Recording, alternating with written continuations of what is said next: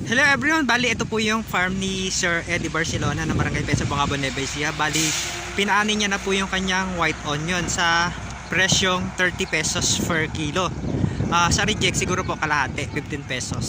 Yan. Kaya lang medyo malungkot po siya kasi mababa po yung presyuhan.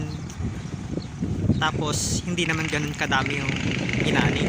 Yan po yung mga kadalasang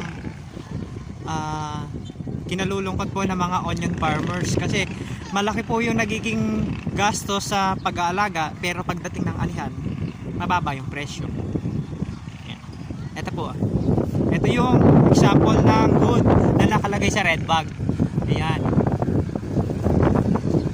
Ito naman yung reject. Yan, medyo maliliit tapos medyo tulis yung pinakanguso. Ito good.